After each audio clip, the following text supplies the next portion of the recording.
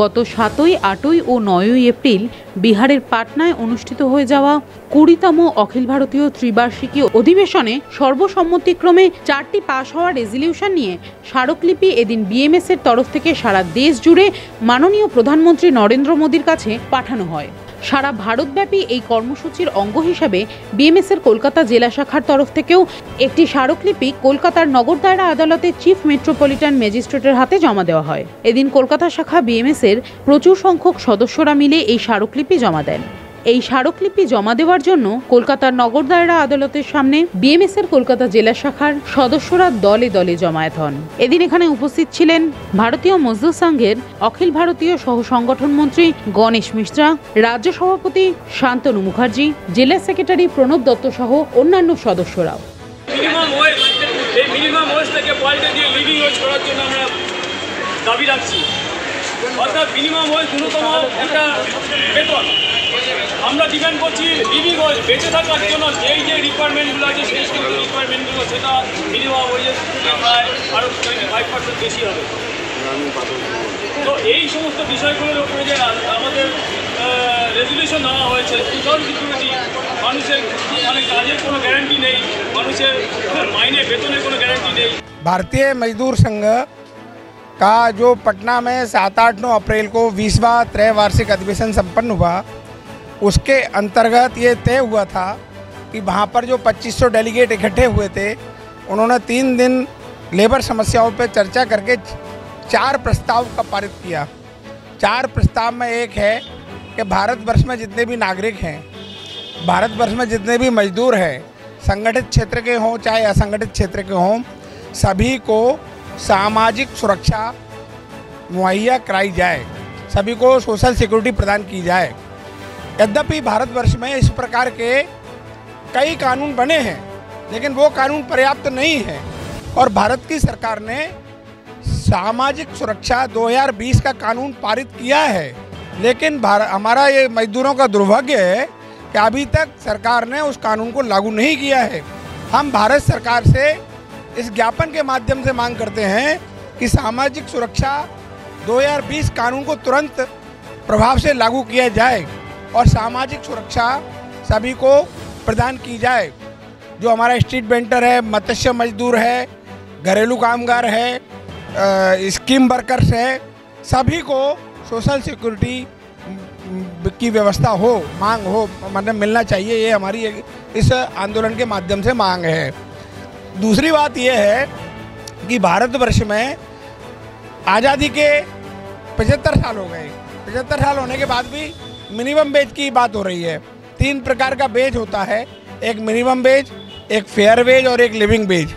तो हम पिछले बार जो ILO का कन्वेंशन हुआ था, उसमें हमारे जो महामंत्री गए थे, उन्होंने वहाँ पर एक प्रस्ताव पारित किया, कन्वेंशन में प्रस्ताव दिया, ILO ने इसको स्वीकार किया कि ये जो है मिनिमम वेज पर्याप्त नहीं है, ये लिविंग वेज होना चाहिए। फेयर वेज से भी ऊपर लिविंग वेज होता है, जिसके अंतर्गत रोटी कपड़ा मकान के साथ मनोरंजन है, स्वास्थ्य है, शिक्षा है, सारी चीज़ें मजदूर को मिलना चाहिए।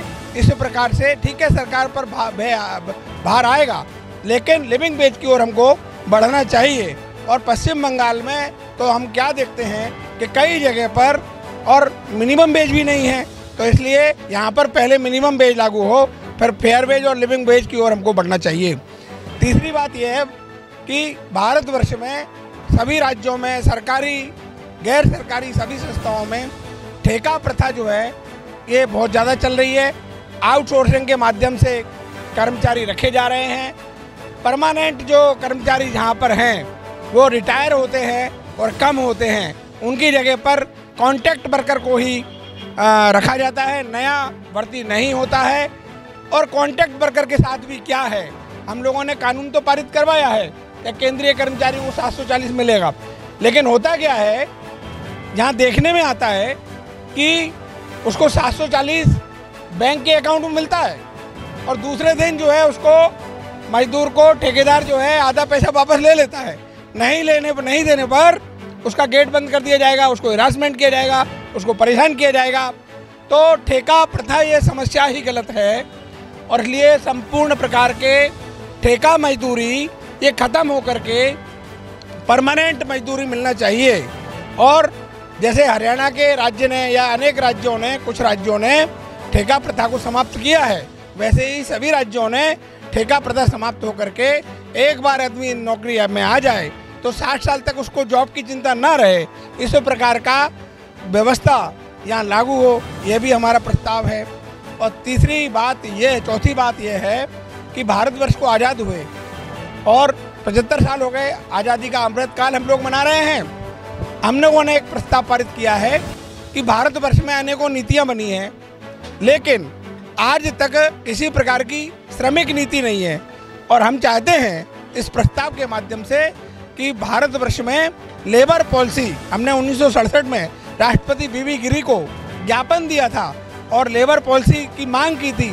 हम उसको मांग करते हैं कि यहाँ पर सभी प्रकार की नीतियाँ हैं, है ना। अनेक पंचवर्षीय योजनाओं में अनेक आयोगों के माध्यम से अनेक प्रकार की सिफारिशें की गई हैं, लेकिन एक अच्छी श्रम नीति यहाँ पर होना चाहिए। वो इसलिए ज़रूरी है क्योंकि भारत जो है, कह रहे हैं हम लोग कि विश्व की 5वीं अर्थव्यवस्था बनने जा रहा है। और 5वीं अर्थव्यवस्था के अंतर्गत हम क्या देखते हैं, सरकारी सर्वे बोलता है कि 60% जो पूंजी है वो केवल 10% लोगों के पास है। अमीरी और गरीबी की खाई बहुत बड़ी है। छोटे मजदूर की आय में और बड़े मजदूर की आय में बड़ा फर्क है। माने ये वेतन का अंतर कम होना चाहिए और एक अच्छी श्रम नीति बनना चाहिए। इसलिए इन चारों मांगों को लेकर के हम लोगों ने उसी अधिवेशन में तय किया था कि हम 26 अप्रैल को पूरे देश में जिला केंद्र पर डीएम के माध्यम से और प्रधानमंत्री जी को ज्ञापन देंगे।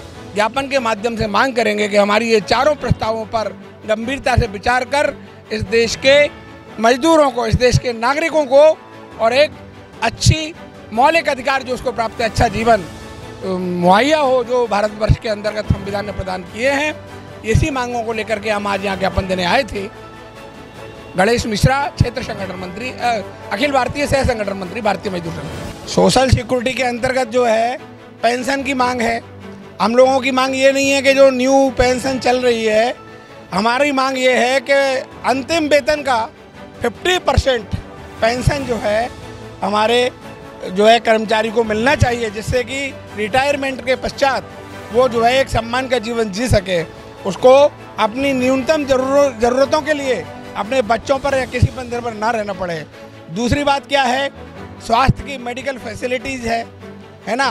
हमारा जो पीएफ कटता है उसमें पीएफ की राशि की ठीक व्यवस्था होना चाहिए, अन्यथा हम देखते हैं सरकारें जो है पीएफ की राशि को शेयरों में लगा देती हैं और वो डूबता है तो मजदूर का पैसा डूबता है। ये पीएफ है और ईएसआई है, मेडिकल फैसिलिटीज़ है, पेंशन है, ये सामाजिक सुरक्षा के दायरे में। और जो असंगठित क्षेत्र का मजदूर है उसमें मत्स्य है, स्ट्रीट वेंडर है, जो प्रवासी मजदूर है, इन सबको भी ये व्यवस्था होना चाहिए, पेंशन की व्यवस्था, मेडिकल की फैसिलिटीज़, ये सारी व्यवस्थाएं इनको भी होना चाहिए। ये हमारी मांग है। हमारा ये जो अधिवेशन में 3 साल में होता है और ये 3 साल तक हम इन्हीं मुद्दों पर लड़ेंगे। ये लड़ाई 3 साल तक चलेगी, जब तक नहीं मिलेगी तब तक ये लड़ाई चलती रहेगी। ये देश में कोई सी भी सरकार हो, मजदूरों के हितों से हम कोई समझौता नहीं करेंगे। आज के लास्ट 7, 8, 9 এই মাসে 7, 8, 9 এপ্রিল 20তম অখিল ভারতীয় ত্রিবার্ষিক অধিবেশন আমাদের পাটনাতে ভারতীয় মজদুর সংঘের হয়েছে। তো এই অধিবেশনে 4টে রেজলিউশন পাস হয়েছে সর্বভারতীয় ক্ষেত্রে। সে অধিবেশনে সারা দেশ থেকে প্রায় 3000-এর ওপরে প্রতিনিধি একত্রিত হয়েছিল। তাতে যে 4টে রেজলিউশন পাস হয়েছে, সেই 4টে রেজলিউশন সমস্ত ক্ষেত্রেই ভারতবর্ষের অসংগঠিত ঠেকা এবং ভারতীয় মজদুর সংঘ চাইছে সমস্ত ক্ষেত্রে ভারতীয় যারা নাগরিক আছে প্রত্যেকের যেন সামাজিক সুরক্ষা থাকে, প্রত্যেকটা শ্রমিক কর্মচারী যেন মিনিমাম ওয়েজের বদলে লিভিং ওয়েজ পায়। এছাড়া শ্রমিক নীতি, এই বিষয়গুলোর ওপরে 3 দিন ধরে চর্চা হয়েছে এবং রেজলিউশন পাস হয়েছে। আজকে 26শে এপ্রিল সেই দিনকে ঠিক হয়েছে সারা দেশ জুড়ে সমস্ত ডিস্ট্রিক্ট লেভেল থেকে মাননীয় প্রধানমন্ত্রীর কাছে একটা স্মারকলিপি দেওয়া হবে এই ডিমান্ডগুলো নিয়ে। এটা আজকে আমরা কলকাতা জেলার তরফ থেকে আজকে প্রচুর সংখ্যায় আমরা এখানে সামিল হয়েছি। আমরা এই নগর দায়রা আদালতে যিনি মাননীয় চিফ মেট্রোপলিটন ম্যাজিস্ট্রেট ওনার কাছে গিয়ে আমরা স্মারকলিপিটা দিয়েছি। তো আজকে আমাদের এই কার্যক্রম এইটাই ছিল, এর উপরে আমরা এই কার্যক্রমটা নিয়েছি। আমাদের কার্যক্রম আজকে সফল।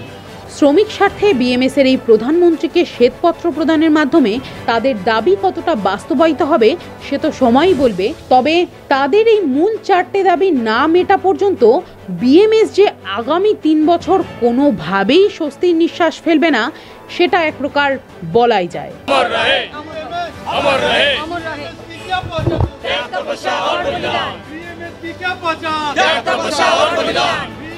क्या पहचान, भारत माता की जय, भारत माता की जय, भारत माता की जय। Bureau report, news Bangla.